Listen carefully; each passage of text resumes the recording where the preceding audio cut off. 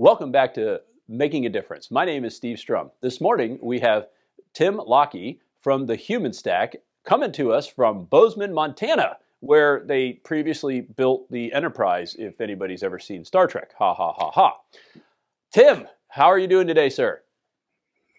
I'm doing great, and thanks for knowing where first contact happened and a little bit of Star Trek history. It makes me proud. You know, it's about 2 of the 3 jokes I have there in Star Trek. If you want to go Star Wars, I can go for hours, but Star Trek is the secondary one, but I am familiar with Bozeman, Montana. But there are other things in Bozeman, Montana, besides an Enterprise to be built in about 100 years, you being one of those people, and you have a company called the Human Stack. What is the Human Stack? Yeah, the Human Stack is my way of seeing that we focus so much on technology in the nonprofit industry and the way that technology works for nonprofits that we've forgotten the humans.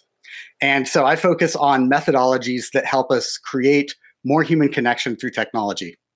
So when you talk about that, I was reading a little bit of our prep notes, getting ready for this interview, and I think the statistic I read and what you had provided for us was that 90% of the data is tracked by the nonprofits, but of that 90%, I think is only 5% is actually used, and that means there's pretty much everything that's collected goes into the ether and then into some not used area. What do you do? What does that mean when you were talking about that 90%, 5%? Help me understand in our audience what that actually means. Yeah, that statistic is so personal to me because I was headed one way in my company and technology. And then I ran across this statistic at a partner summit, a Salesforce partner summit. And the statistic is 90% of nonprofits collect data, but only 5% use that data to make decisions. And that just Jerry Maguired me. I started to realize, wait a minute, all I'm doing is setting up data collection systems for my customers. And these are nonprofits that are making a difference in the world. And they're paying a lot of money to get a system that basically just collects data and doesn't do anything else. So I set out to study, why is that happening? What could we do about it? And consultants especially, what professional services could we provide at scale to allow nonprofits to start focusing less on data collection and more on data-informed decisions through digital transformation? So since we're in movie quote land on this interview, how did that Jerry Maguire moment help you show you the money? I should say it louder and scream and jump, but I'm wired in. I can't move. So how did that, and how did that help impact in that moment where you created a business for this, and what is it doing for your clientele and your business, knowing how to capture some of that data and humanize it? I think was kind of what's important.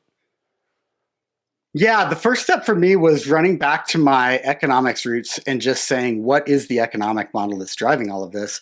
And really looking at that. And I spent about a year building a methodology for that specifically. And then what I found was that until I could tell a story that people understood, it didn't matter how good that methodology was, people weren't really that interested. So I got it to pass the mom test. And the way I did that was to say, Mom, imagine that Salesforce, Microsoft, Blackbaud, these tech platforms are car manufacturers. And my old company was a car dealership. And so nonprofits would come, they'd order a CRM car, we'd get it all set up for them to do donor transactions and donor relationships.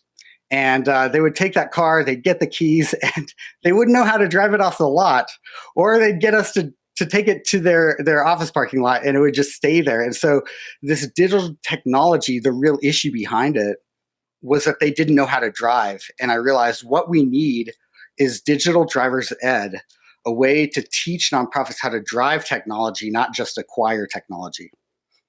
I love how when we talked to offset about humanizing, right? I appreciate that you describe fairly complicated technological transactions in English. I think that's fabulous because so many people don't understand how can one have a 9-dimensional universe in whatever. So, but you explained it in a way that I got it. I'm like, well, what do you do? Well, I got a car lot. People want to buy cars. They can't drive them. I help people understand how to drive the vehicle that they already bought, and they come to me to figure out how to do that the most efficiently. So I love that. That's a fabulous way to explain a very complex business model. So how do people find out more about you, and how do they engage you, and what are some of the results that a nonprofit would expect to receive by utilizing this type of approach? Yeah, great question. And thank you. I've spent so much time trying to figure out how to say this in a way. And I just talked about my mom. Let me tell you about my dad. And I'll answer your question this way. My dad learned to drive when he was 6 years old. And my grandpa, told him, there's a steering wheel, there's a gas pedal, there's the cows. Go get the cows and bring them to the barn. And when we're done milking them, take them back to the pasture, right? And my dad didn't need to learn how to parallel park. He didn't need to know how many car lengths, whatever, and who's got right of way at a four-way stop, because that was all city driving. Here's the connection there. 70 to 80% of nonprofits have less than 10 staff. And all of the ways and the best practices, DevOps, continuous improvement, governance, adoption, all of these things are built for city driving.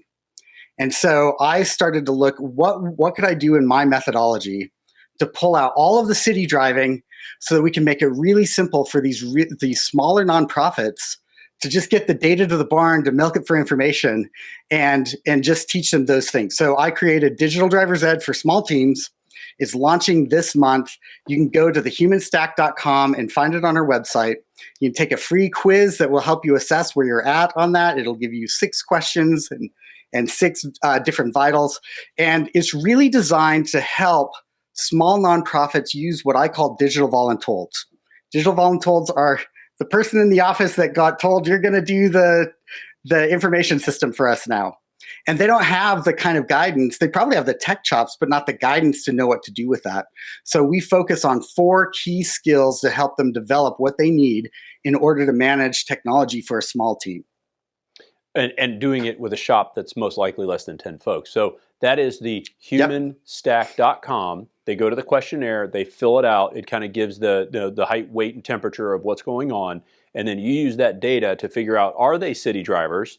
Are they the country drivers, or somewhere in between? And then how, wherever they drive in that metaphor, which is fabulous, however they drive, they are going to get to the place where they can go and utilize that data for purposes of bringing money to the nonprofit, basically.